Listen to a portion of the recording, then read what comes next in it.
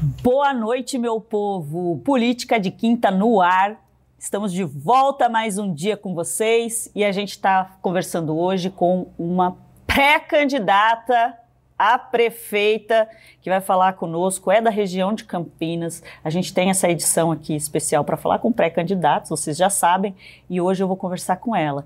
Uma advogada poderosíssima que saiu numa missão que achou assim, falou, vou pegar esse gancho aqui e vou para essa cidade e vou pegar firme para ser pré-candidata lá em Paulínia, cidade modelo, grandaça em termos de dinheirinhos aqui, que a gente sabe que a Paulínia tem essa fama, todo mundo conhece Paulínia ali por isso, e a gente sabe que Paulínia tem passado aí por uns perreios em questões políticas já faz alguns anos, e acho que ela teve uma ótima ideia. Hoje eu vou conversar com ela.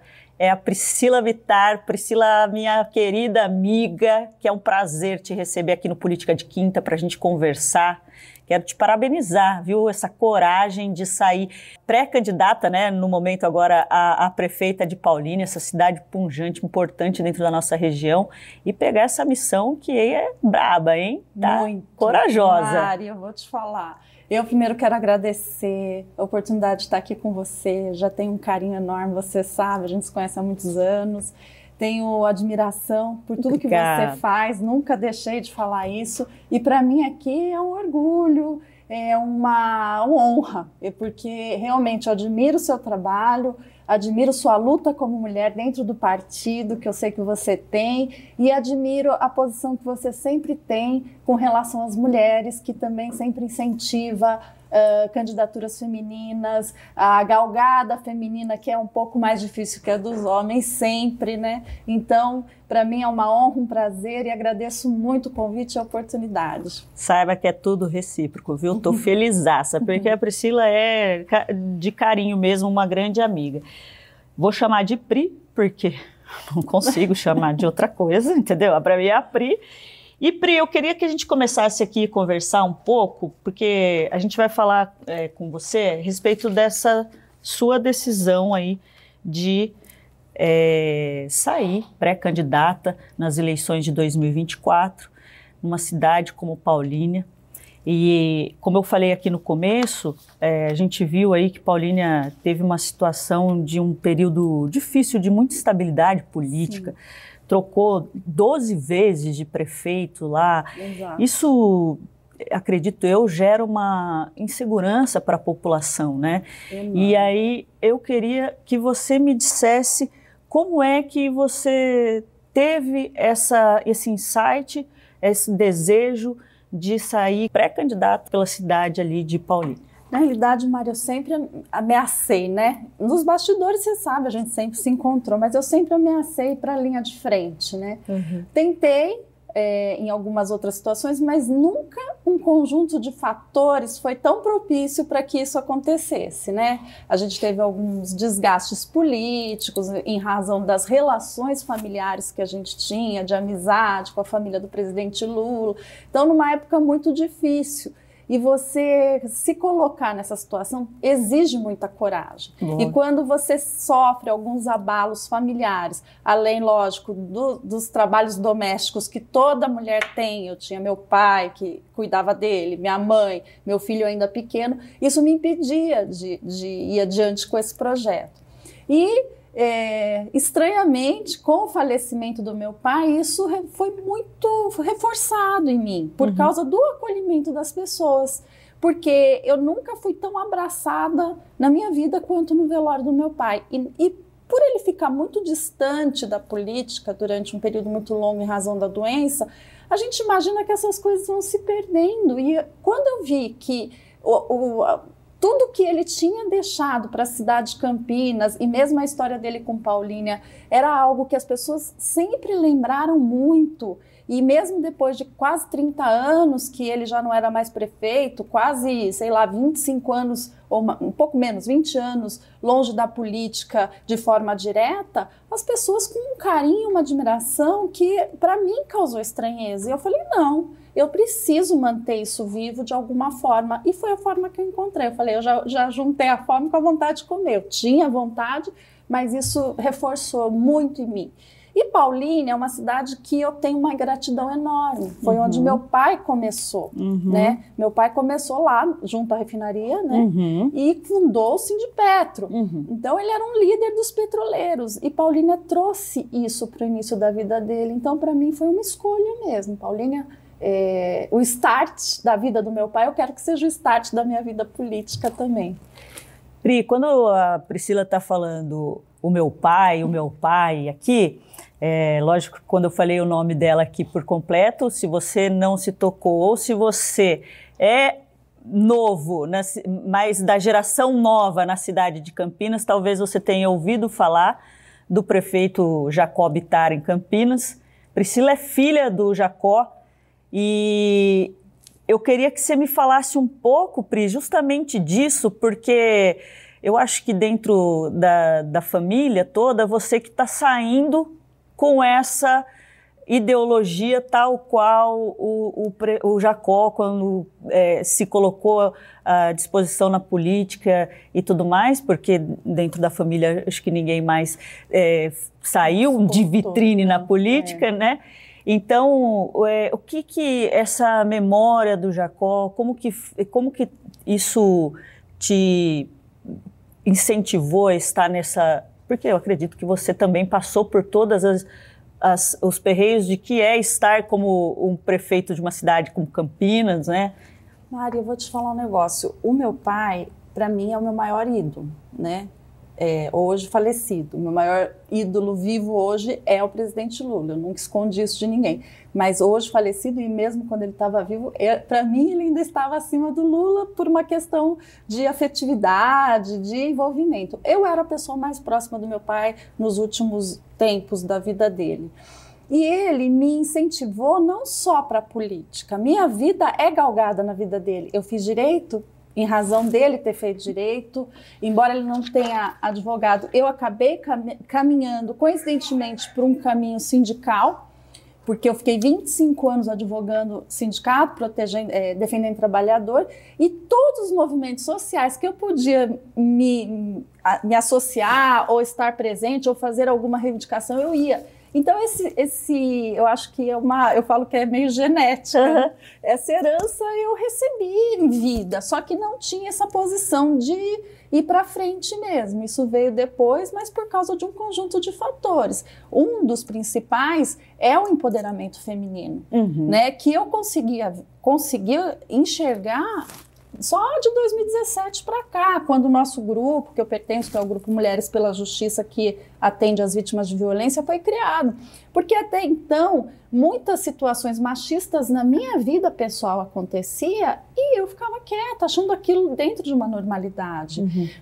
Embora o feminismo já venha atuando com uma forma intensa há muito tempo, as mulheres se empoderarem, entenderem o movimento, demorou. Então, de 2017 para cá, é que eu acho que eu comecei a criar mais coragem de estar me expondo. Porque até então, a gente fica numa situação onde parece que a gente mesmo aceita uma certa inferioridade perante um homem, né? Em razão do machismo estrutural, da cultura da sociedade com relação a isso. Então, eu acabei, acho que me libertando desses estigmas machistas que são normais hoje na vida de toda mulher, porque a gente culturalmente vive disso, mas e me empoderando para ter a coragem de enfrentar até pessoas que exercem papéis importantes na sociedade de igual para igual. É exatamente sobre isso que eu queria falar com você, porque assim, o Brasil é um dos piores países da América Latina na questão desse empoderamento feminino na política. A gente vê muito pouco na cultura brasileira a mulher se envolver na política.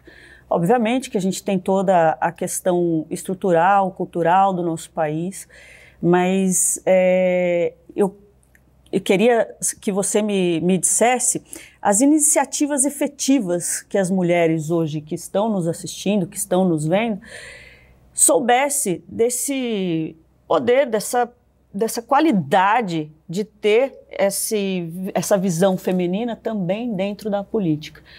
Como que você vê essas iniciativas efetivas que tem dentro da política hoje no Brasil? O que eu vejo assim, existe, lógico, hoje, que as pessoas estão tomando conhecimento e estão entendendo que é importante a representatividade feminina para trazer políticas públicas que atendam questões femininas, isso está mais latente hoje. Então, assim, até falo, estou numa situação até mais confortável do que antigamente você enfrentar determinados paradigmas. Uhum. Mas isso veio comigo naturalmente, né? Uhum. Mas o que é necessário fazer é você entender que você não está em grau de diferença de nenhum homem, seja qual papel ele exercer na sociedade. Seja marido, seja pai, seja um político renomado, entendeu? Então, eu acho que isso que faz você não se acanhar diante de determinadas situações. Porque hoje eu me deparo, e por muito tempo eu fiquei acanhada. Eu encontrava um deputado, mas como é que eu vou me portar, entendeu? O direito me ajudou muito, porque a gente enfrenta autoridades no dia a dia, né? É verdade. E a gente tem que argumentar, lógico que sempre com muito respeito, mas sempre você tem que enfrentar situações onde você está com pessoas que são superiores na sociedade, né? Não superior hierárquico seu, mas na sociedade. Então, quando eu estou numa audiência, eu tenho que estar diante de um juiz e argumentar de uma forma que ele respeite a minha opinião, ainda que não seja a situação que ele entenda ali na interpretação da lei. Então, isso favorece muito na minha jornada.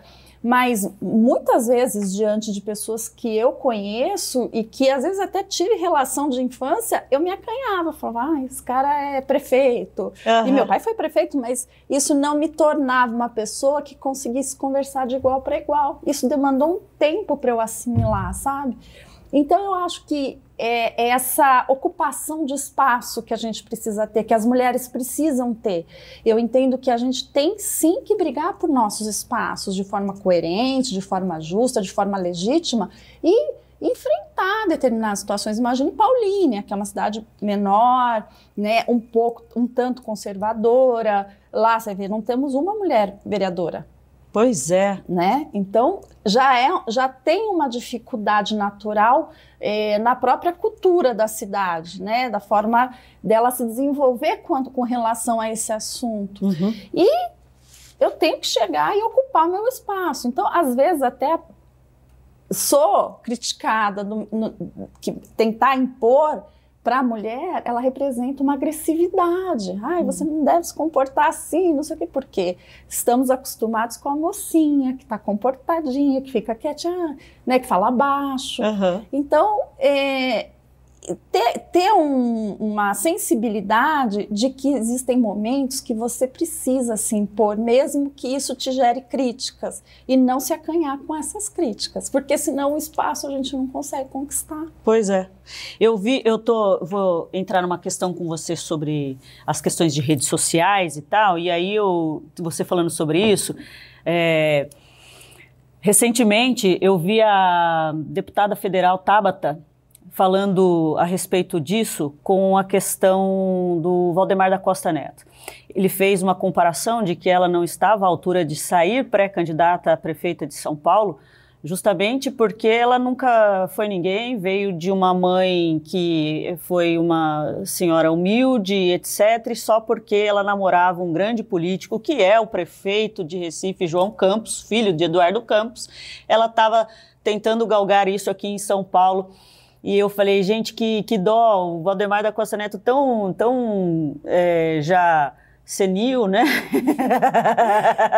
Não aprendeu sobre isso ainda, e eu achei uma judiação, porque a mulher, ela tem esse direito, e eu estou falando da Tabata porque justamente convém com essa história que você diz, porque a Tabata é uma mulher tentando a prefeitura do estado de São Paulo, que vai tentar a pré-candidatura no estado de São Paulo, e toma uma invertida dessa do Valdemar, falando que ela não é ninguém por conta só dela estar namorando um político, ou que ela não tem essa história política. Digamos, por exemplo, que você, Pri, não tivesse tido o pai Jacob Tarr. Nada impediria. Sem dúvida. Né? Na realidade, assim, existe, lógico, uma referência com relação ao homem, e isso para mim não me afeta. Tem mulheres que não gostam, é esposa de fulano, é filha de ciclano. Então tem mulheres que não gostam. Eu não sei a idade do Valdemar da Costa Neto, mas eu acho que ele, por um bom tempo da vida dele, esse discurso colava. O que me alegra é que hoje a gente consegue enxergar que é um discurso machista.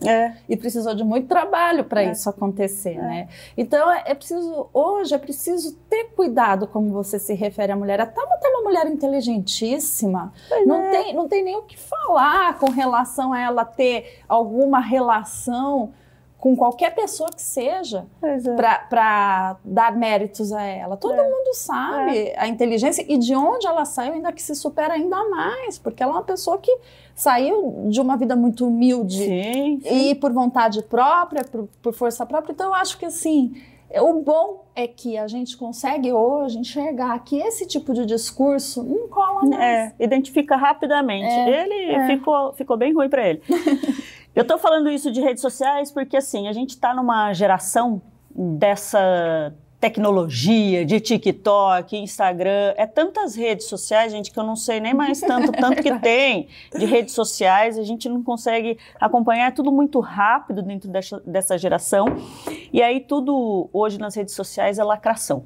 Todo mundo acha que assim, eu vou procurar um videomaker, eu vou procurar um produtor e eu vou sair candidato e eu vou fazer vídeos com dancinhas. Tem gente que pensa às vezes que é isso que vai lacrar e que vai fazer o voto chegar na urna. Como que você vê essa tendência hoje dessa... A geração em si hoje, não sei se é por conta da geração, mas essa utilização dessa tecnologia dentro da política e das eleições que vai ter nesse ano de 2024, né? Olha, eu acho que, como tudo na vida, tem seu lado bom e seu lado ruim.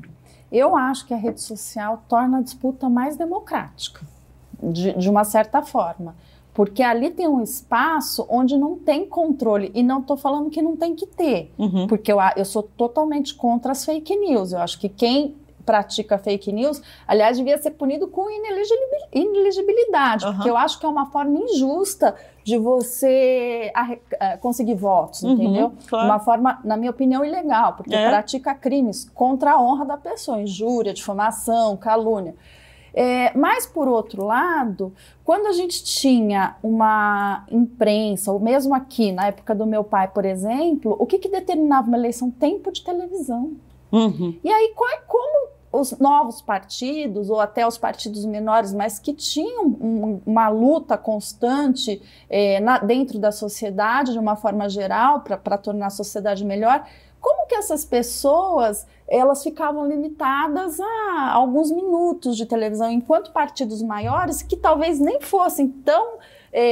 que tinham uma proposta não tão legal para a sociedade, eles se valiam por ter poder econômico maior, por ter maior representatividade. Então a gente sabia que antes, e não que isso tenha mudado, mas antes era muito pior, porque a gente hoje tem um canal de comunicação direto com o eleitor, entendeu? E a gente consegue isso através da rede social, mas precisa ser regulamentada e de forma séria, algumas questões que ela também traz negativamente, mas eu não sou contra não, eu acho que tem que ser explorada, é uma forma de você conseguir aquele tempo de televisão lá atrás que você não tinha, você hoje tem ali o tempo livre, você consegue entrar na casa do eleitor, então é importante e isso foi, na minha opinião, que gerou novos nomes para políticas, senão ia continuar sempre e durante um bom tempo a gente viu que durante muito tempo o Congresso era feito das mesmas pessoas, a Câmara sempre das mesmas, e não que eu sou contra eles se reelegerem, mas novos nomes têm que surgir, é natural isso, né? É natural, políticas novas, inovação, o jovem hoje se dedica mais também a melhorar a sociedade. Sim. Então, por que não esses nomes não virem também como representatividade? Né? Sim, perfeito, perfeito. Pri, eu sei que Talvez o pessoal aí não ligue Lé com Cré, mas agora eu vou contar isso para vocês. Tem uma marca de uma grife chamada Identitá, que é uma marca criada a partir das imagens do presidente Lula que estampava as camisetas, e essa grife começou com a Priscila, e eu queria que você me contasse um pouco como que foi isso da grife. E eu já vou emendar aí para você falar um pouco para a gente dessa sua relação tão próxima que a gente sabe que você tem com o presidente hoje da República, o Lula. Fala para a gente como que foi isso. Bom, o Lula, para mim, eu tenho 2 momentos da minha vida com o Lula, né? Muito proximidade enquanto criança, e isso assim, tipo, de passar final de semana, churrasco, ir para casa dele, ele vir para minha. Eu tenho cenas do Lula, a gente tinha um quintal com grama, o Lula dormindo em cima da grama. Minha mãe lembra que ele gostava de comer arroz com ovo. Então, isso se distancia muito do Lula presidente, porque como meu pai se separou da minha mãe, eu era muito nova, naturalmente, eu fiquei mais tempo com a minha mãe do que com o convívio que seria dos amigos do meu pai, né? Naquela época que o Lula ainda sonhava em ser presidente, né?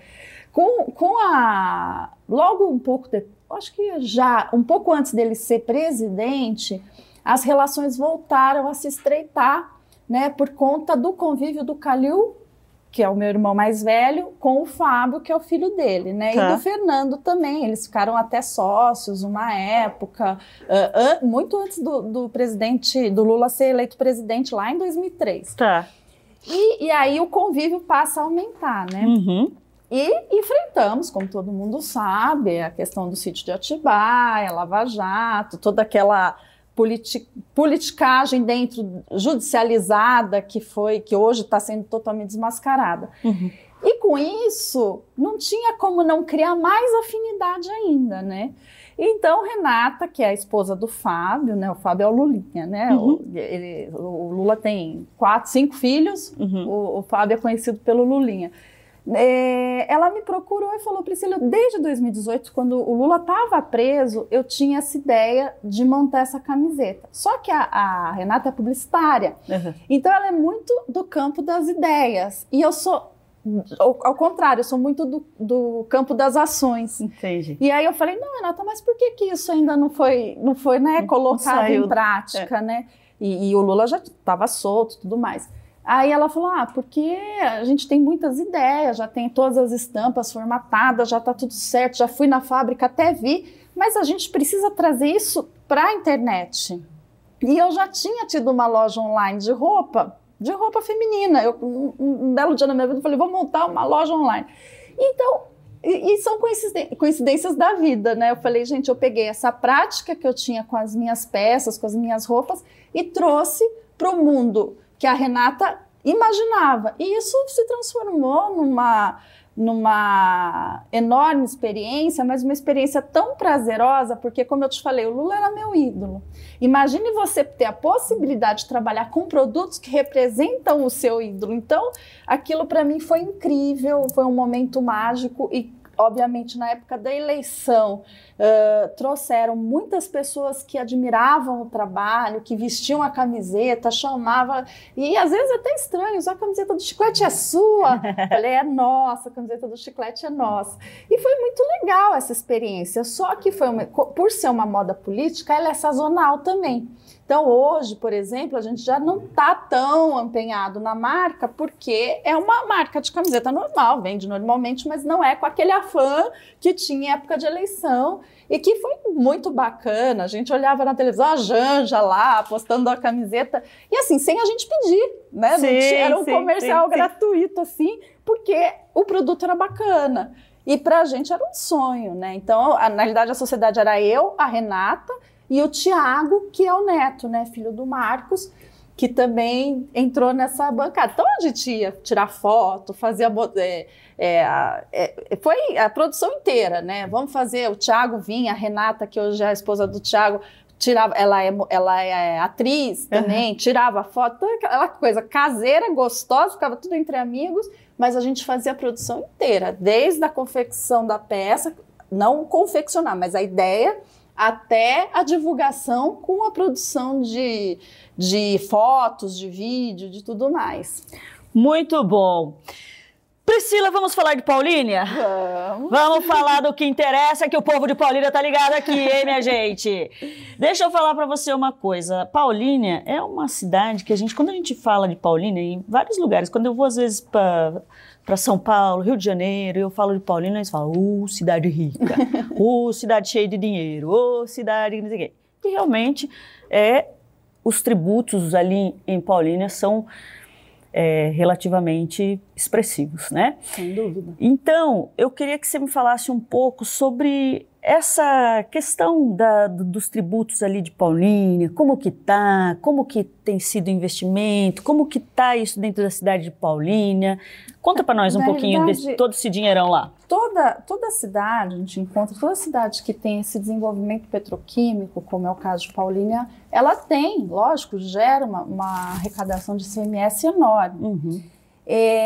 Só que, embora Paulínia tenha essa visão que todo mundo tem, de cidade rica, de cidade linda, quem está lá sabe e fala, é uma pobre cidade rica, porque ela não distingue dos demais problemas de qualquer outra cidade que tem até menor arrecadação. Então tem alguns projetos, e eu acho que o dinheiro, o excesso de dinheiro no governo, lá em Paulínia especificamente, não sei, não posso precisar com relação aos outros polos petroquímicos, gera um certo comodismo no gestor. Gera uma certa acomodação. Porque se eu tenho, por que eu vou buscar um projeto do governo federal? Porque se eu consigo fazer aqui, por que eu vou buscar um projeto do governo estadual? Então fica administrando como contas a pagar e receber.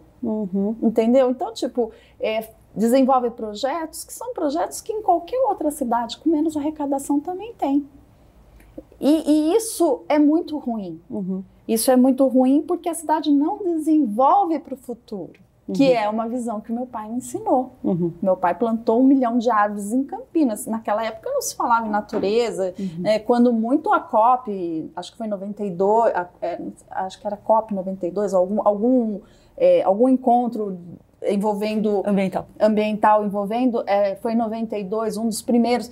E o meu pai tinha essa visão, vou plantar árvore. Imagina que eu ia pensar, e eu não pensei na época, que hoje, 35 anos depois do meu pai não ser mais prefeito, as pessoas viram, eu plantei uma árvore com seu pai, e não são poucas não, entendeu? Ele ia nas escolas, ele conscientizava as crianças. Então o que eu falo, ter muito dinheiro, às vezes bloqueia a pessoa de fazer uma prospecção maior para o futuro, porque eu tenho a coisa resolvida aqui de pronto agora, eu consigo entregar imediatismo, então eu consigo garantir minhas próximas eleições, entendeu? Então eu tenho muito essa visão, tem pouco pensamento para adiante, é muito para o momento de agora. Fica patinando ali, né? Exatamente.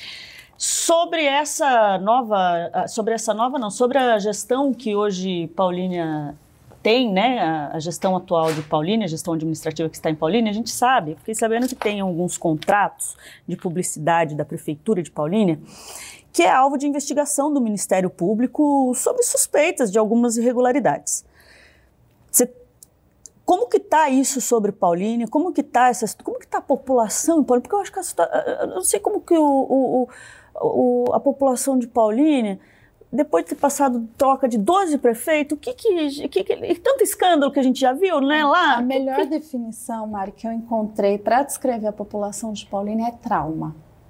O maior trauma de Paulínia é a instabilidade política. E por isso há um contentamento com uma situação, vamos dizer, razoável, tá? Eu vou falar, tem uma situação razoável hoje em Paulínia, mas as pessoas não conseguem enxergar o poder econômico da cidade para poder entender que ter uma situação razoável não é suficiente para a população. Porque ela, é o que eu insisto, ela vive os mesmos problemas que cidades que recebem muito menos que ela. Dificuldade de remédio, não tem, no posto de saúde falta dipirona, por exemplo. Entendeu? Eles têm um centro de atendimento à deficiência mental, por exemplo, né? Que também não funciona. E aí bolam alternativas que ssão pouco elaboradas, entendeu? Tá. Não tem estudo, não tem preparo, não tem planejamento. E a cidade vai ficando apagada, sem, como é que eu posso dizer? Sem notoriedade. Imagina uma cidade que arrecada 2,5 bi, com 110 mil habitantes aproximadamente. Gente, essa cidade ela poderia ser referência em qualquer situação que se pensasse ali de forma estratégica. E não passa. A gente vê Paulínia, embora veja como uma cidade rica, não vê nada de excepcional. Entendeu? Então é isso que é muito triste. E o trauma que as pessoas tiveram fazem com que o bom pareça ótimo. Então, a atual gestão convenceu a população que o bom é ótimo. E aí ele recebe uma aprovação, mas que é uma aprovação que, no fundo, a pessoa está insatisfeita. Mas ela faz porque ela não quer voltar ao estágio anterior. Ao mesmo tempo, esses mesmos políticos que criaram essa instabilidade na política, eles não saem do poder, eles não querem sair do poder. Então, eu tenho Paulínia hoje, o atual prefeito, que iria para o 3º mandato, insistindo que ele quer sair candidato. Tem um candidato que vem de fora de outra cidade para Paulínia, já falou que é por causa da arrecadação invejável de Paulínia, e que também está cheio de processos judiciais sob risco de impugnação da candidatura, porque tem uma discussão com relação a essa história do prefeito itinerante, porque ele não pode ser, o filho dele é prefeito em outra cidade, ele não pode ser lá. E tem o famoso prefeito de antigamente, que já colocou o filho lá, agora quer colocar a esposa. Então você vê que é uma tentativa de não sair do poder constante, sem dar oportunidade para nomes novos e querer se manter, e sempre o mesmo grupinho. Você vai ver lá os vereadores, sempre são, não muda muito. Então aquela política fechada ainda de cidade interior, porque para eles, embora Paulínia tenha a capacidade de ser uma grande referência nacional, para eles interessa ficar fechadinho ali naquele grupinho de grandes famílias, né, de famílias renomadas da cidade que trocam a cadeira, basicamente. Sabe, eu tenho a sensação, às vezes quando eu converso com... Eu tenho família que mora em Paulínia, e às vezes quando eu converso com algum morador em Paulínia, eu tenho a sensação que eles estão nessa expectativa, porque o eleitor... ele nunca foi bobo, nunca foi coadjuvante dentro da história eleitoral, né? E aí eu tenho a sensação lá de Paulínia que quando eu converso com eles, que eles estão nessa expectativa de algo novo, de algo que seja diferenciado, que tenha essa noção do que eles já sofreram e que isso vai acontecer esse resgate ali. Então, eu acho que essa é a sensação que eu tenho, tá? Então, eu acho que Paulínia, o povo lá estão em grandes expectativas, então, por isso, para mim, trazer a Priscila aqui no Política de Quinta hoje para falar com vocês foi importantíssimo, porque é uma voz importante para Paulínia, eu tenho certeza.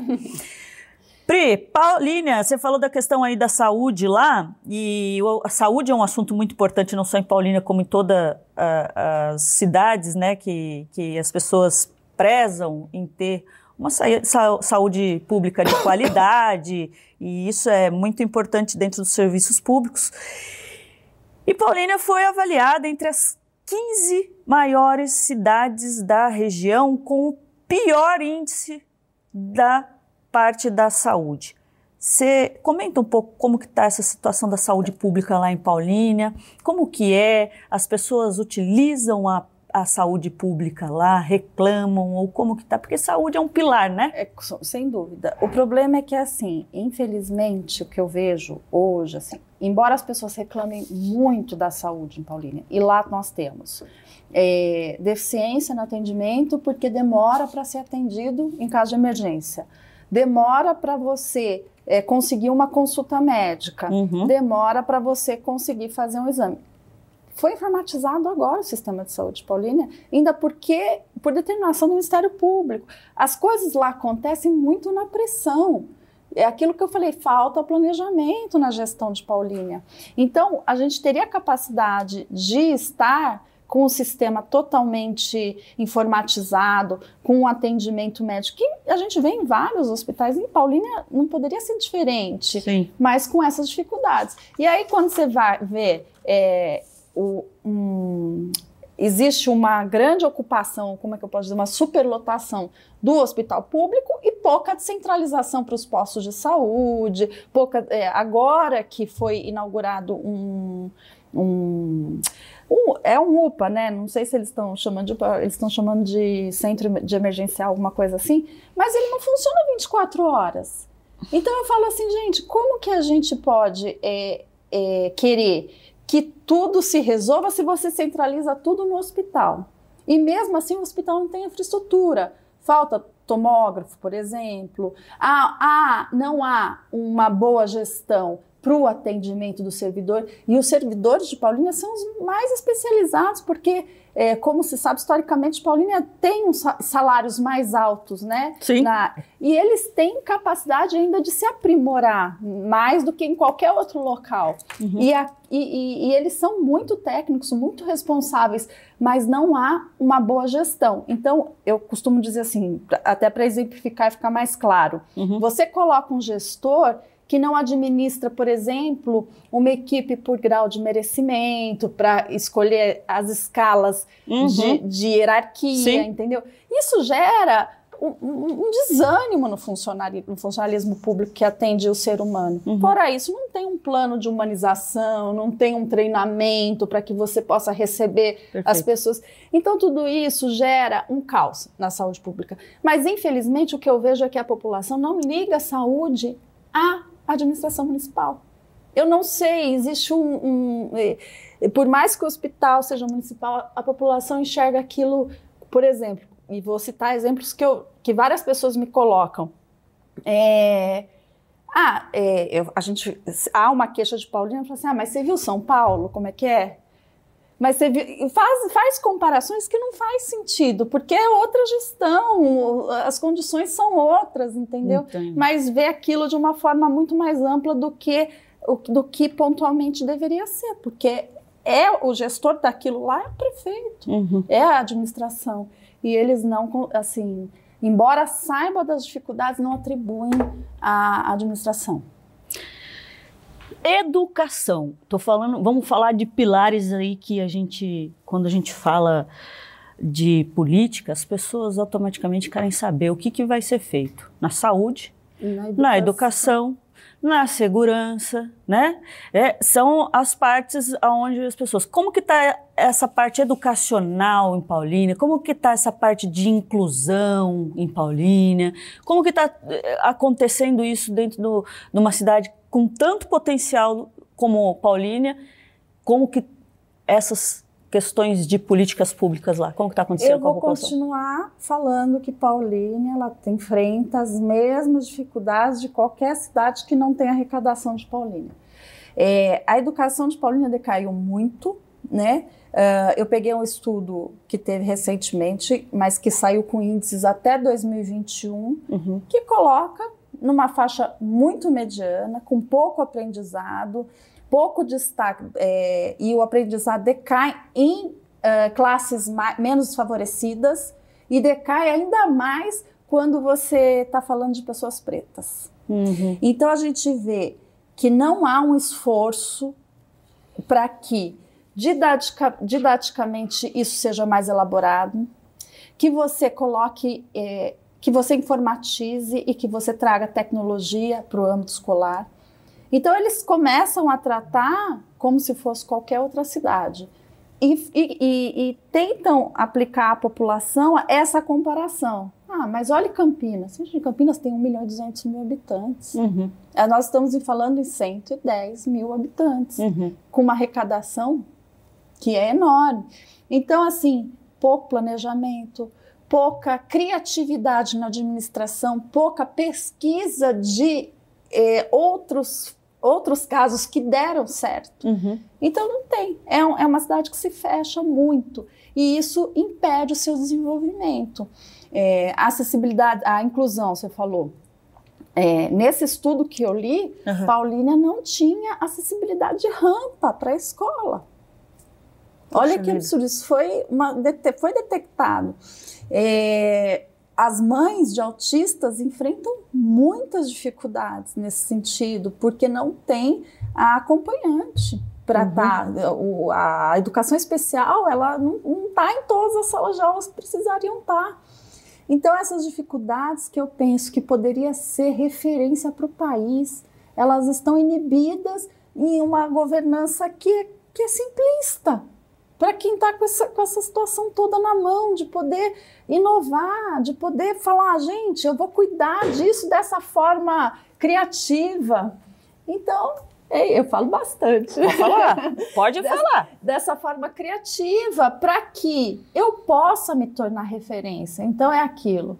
Mostrar que o bom é ótimo, eu me mantenho no poder e está tudo certo. Só que eu aprendi com Jacob Ittar, né, minha amiga? E Jacob Ittar não me permitia se conformar com o bom. O meu pai queria além, e não é além pessoalmente, é além de uma ideia, é além de uma história, é além... Tanto é que a frase dele o importante é fazer história. Ele perdeu a eleição, Mari, não foi sempre vitorioso, mas ele deixou o legado dele. E muitos dos que passaram, que estão passando por Paulínia, eu tenho certeza que vão ficar lá atrás, esquecido, e às vezes até muito quem for lembrado vai ser lembrado até com raiva, às vezes, pela população, como eu já vejo hoje. Posso imaginar, viu? Pri, deixa eu falar, vou voltar nesse negócio de legado, vou pegar um gancho depois, que eu quero falar sobre isso daí, mas eu estava aqui, né, fechando na minha cabeça e eu acho que deve ser uma curiosidade de todo mundo, porque você está atualmente filiada no partido PSB, Partido Socialista Brasileiro, que é o partido do vice-presidente da República, Geraldo Alckmin. E você é uma pupila do presidente da República, Lula. Eu fiquei aqui imaginando você com esse apoio para a cidade de Paulínia, o que não acontece com Paulínia. Como que o presidente Lula está interpretando aí a sua pré-candidatura? Que ele vem apoio por aí? Vai se jogar? Como que vai ser? Conta pra gente. Mari, lembra que você falou, poxa, ninguém da sua família virou político, só você. O presidente Lula também não. E ao me receber, estive no Palácio esses dias, ele falou, eu estou orgulhoso de você. Ele enxergou em mim uma possibilidade, não, Deus, eu não tenho nem intenção de estar perto, mas de ser alguém do vínculo de relacionamento familiar que construiu uma história parecida com a dele. Porque, obviamente, as pessoas não quiseram, cada um tem sua vocação e é respeitável, mas eu acho que, no fundo, ele queria ter alguém dentro daquele ciclo que é de convivência, de família, de confiança, que seguisse os passos dele, né? Pode ser que ele tem 2 netos, né? Pode ser que mais... Sim. Mas hoje eu estou representando isso, foi o que eu entendi da fala dele. E ele falou, eu estou muito orgulhoso de você. Ele falou para mim, imagina você receber do presidente Lula, que para mim sempre foi um líder, falar que como que ele está orgulhoso de mim, gente? Que legal. Eu nem acho que eu mereço, mas... eu senti essa situação. E tirando, lógico, o âmbito familiar... não é só a proximidade que eu tenho com ele que favorece, essa visão de que existe uma pessoa que eu vi crescer e que eu conheço a história e que eu sei os propósitos, que está aqui e que pode pedir por Paulínia. Então, não é só com o Lula, é com o Padilha, é com o Mercadante, são vários nomes. E aí você fez a ligação dos 2 partidos. São Paulo, principalmente, PT e PSB custaram andar junto, né? Aqui em Campinas a gente tem uma certa dificuldade, a gente vê. E eu acho que quando meu pai faleceu, e ele faleceu um pouco antes do Lula vencer a eleição, e ele encontrou com o Lula 20 dias antes de falecer, na visão do meu pai, aquilo se concretizou da melhor forma possível. Era o partido que ele tinha fundado com o partido que ele escolheu passar a maior parte da sua vida política, né? Sim, Então, e eu vejo com esses olhos, eu falo, para mim, a união PT-PSB faz tanto sentido Né? Para mim, não tem... eu não viria mais ligação entre os dois partidos. Respeitadas as suas diferenças, respeitadas as suas ideias, eu não vejo. Então, eu até me surpreendia quando eu via algumas oposições do PT com o PSB, por exemplo, e vice-versa. Mas hoje eu vejo isso com ótimos olhos. Eu acho que eles têm, sim, que caminharem juntos, seguir o exemplo do Lula, porque o PT tem condições e tem muita fidelidade da militância dele, que é super respeitável, e o PSB tem uma chance de trazer e agregar seguidores, né? Por conta de uma ideologia mais centralizada. Então eu penso que é uma união que só tende a dar certo para o campo dos progressistas, de quem pensa mais o social, e eu vou lutar sempre por isso. Pri, eu não posso deixar de falar aqui para o meu público, porque todo mundo sabe que eu solto a voz da política real mesmo, e quando eu falei sobre isso é porque, e isso é muito real, viu, gente? Existe uma relação entre governos federais, estaduais e municipais, dos quais o eleitor às vezes não está muito conectado. Por exemplo, eu fiz essa pergunta por quê? Porque a relação que a Priscila vem a ter com esses dois partidos do órgão federal resulta numa possível e futura, se ela assim eleita candidata prefeita em Paulínia, numa visão de o governo ter esses recursos trazidos para a cidade. Esse olhar trazido para a cidade, que às vezes independe do que o eleitor fala de se é Lula, se é direita, esquerda, quem que é? Porque a população, ela quer saber o que chega nela. Exato. O que ela pode ter ali trazido pela parte política, né? E eu acho que essa relação para Paulínia traz Paulínia para o holofote. Sem dúvida. Nesse sentido, porque o governo federal estará ali observando essa situação. E até o governo estadual, que a gente tem visto, o próprio governador Tarcísio foi lá, apertou a mão do Lula, estão caminhando junto. Exato. Então, por isso que eu fiz essa pergunta, porque eu acho que a população tem que ter essa noção de que, além de toda essa situação que a gente tem do nosso voto na urna, de que a gente vai lá e coloca o voto na urna, a gente tem que pensar assim, viu, gente? Vou escolher essa pessoa que tem possibilidade de trazer aqui para a cidade aquilo que a gente está precisando, está reivindicando. Paulínia tem um agravante, porque com a reforma trabalhista ela vai perder a arrecadação. Desculpa, tributária. Tributária. Falei tanto em reforma trabalhista na minha vida, mas com a reforma tributária ela vai perder a arrecadação. Não a curto prazo, né? Não é uma coisa a curtíssimo prazo, mas que exige um preparo. Sim. Entendeu? E exige exatamente isso, buscar outros recursos de outros programas. E existem. O Instituto Federal, que você conhece, nós temos aqui em Campinas, ele é totalmente custeado. É uma universidade pública gratuita. Ele tem intenção em ter Paulínia. E Paulínia a gente pode projetar como é que eu posso dizer? Você, por exemplo, fazer uma faculdade de petróleo e gás, você reforçar a característica petroquímica ou não, se você planejar bem, você pode até levar para outra atividade. E Paulínia se destaca em outra atividade.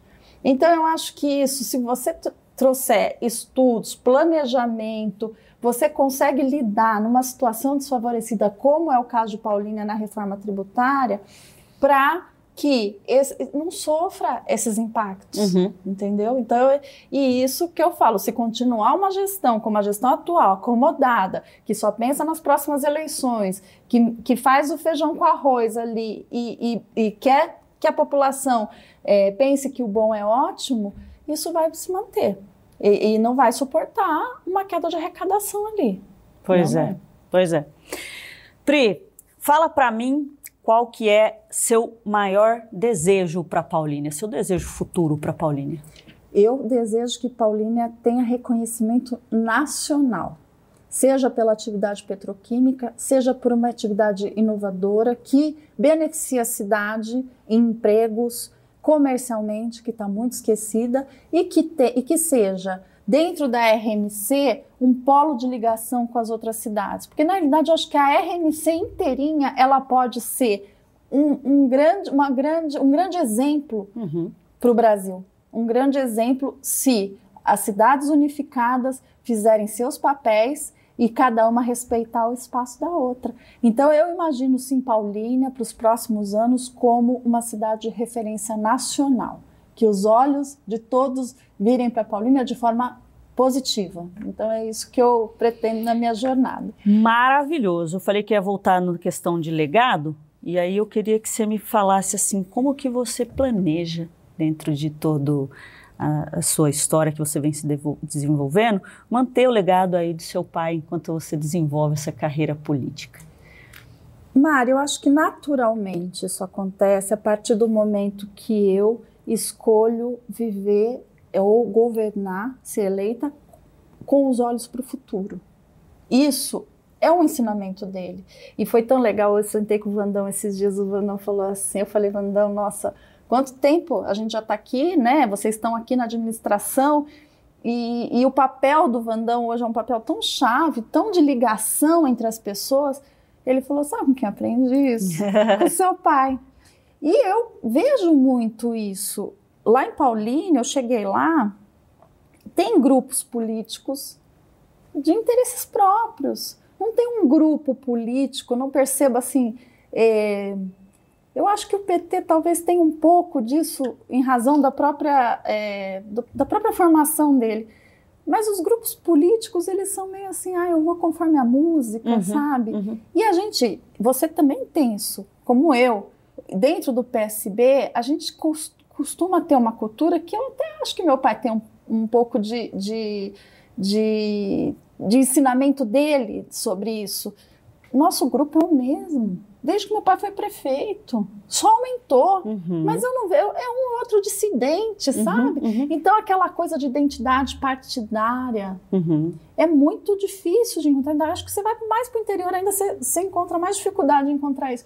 Então isso eu acho que é um legado do meu pai, né? Que eu acho que é lógico que outras pessoas, obviamente, têm participação, mas é uma coisa que eu trago basicamente dele, que foi o que ele me ensinou. O convívio com as pessoas com quem você tem relação partidária. Sim. Né? E é um convívio quase que familiar. Sim, sim. Então eu acho que é isso. Eu acho que isso é que faz, porque ele sempre me ensinou. A coletividade é a que faz a diferença. Se você tem um grupo unido, forte e que se une.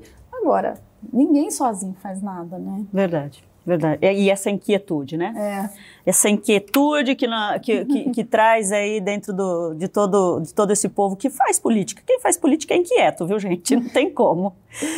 Eu preciso te falar uma coisa e quero manifestar aqui para todo mundo, porque eu acho que eu não sei se eu já relatei isso para você, mas pouco tempo antes do seu pai se ir, eu fui visitá-lo na casa dele.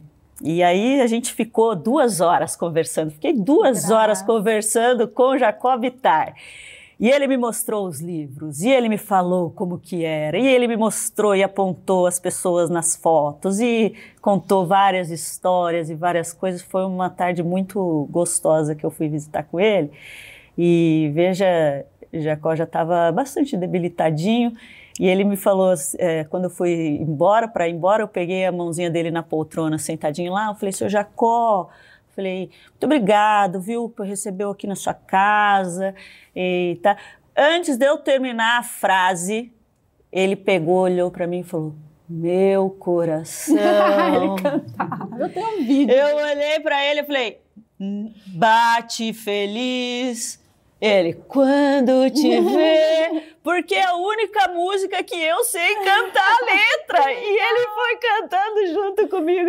Eu falei, nossa, que tava o seu Arlindo Dutra junto comigo, que também é muito amigo próximo do Jacó, se emocionou. Imagina, eu carrego comigo essa lembrança. Meu pai amava Carinhoso. Então... Amava. Eu tenho uma música do Dia dos Pais, que ele foi almoçar na minha casa, e que ele cantava essa música.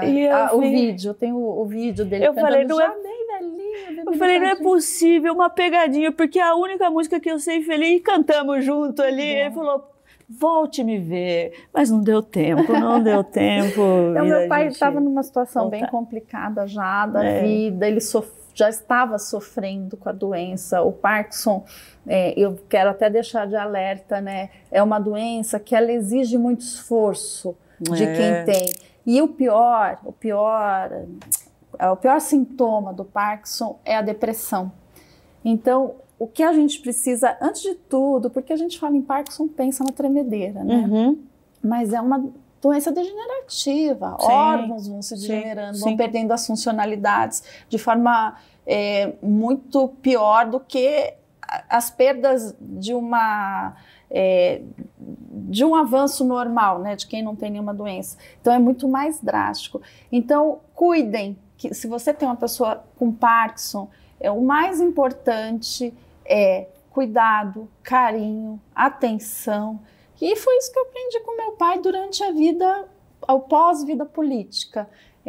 A gente precisava dedicar muito e meu pai ainda, por ter sido uma pessoa muito ativa, ele se fechou, ele entrou num ostracismo e isso foi muito difícil lidar com isso. Graças a Deus eu tive um apoio, sabe de quem? Dona Marisa. Eu acho que os dois se encontraram lá no céu, viu? Dona Marisa foi ponto fundamental para dar um up, né, daquela coisa que ele se encolheu ao descobrir a doença, de saber a gravidade da doença que ele tinha. Foi o up. A Dona Marisa chamada, Jacó, vem pra cá. Meu pai chegou a ficar lá no palácio, passar final de semana, feriado, e aqui também, e quando eles se encontravam lá no sítio, relembrando as épocas em que eles conviviam. E aquilo para ele só fazia bem. Eu lembro um dia que ele saiu daqui debilitado, foi a Brasília. Quando ele voltou de Brasília, estava até com os... coradinho. Com as bochechinhas rosadas. Ô, Pri, você falou aí esse nome, que todo mundo que senta nessa cadeira aí fala esse nome Vandão. Todo mundo fala do Vandão. Eu vou aqui falar publicamente, viu? Quero trazer esse Vandão aqui, eu vou conversar com esse Vandão aqui. Olha, eu não acredito que ele não veio aí. Vai vir, você vai ver. Eu não acredito. Olha, Vandão, você não vier. Eu vou trazer ele aqui na barra. Tô brincando.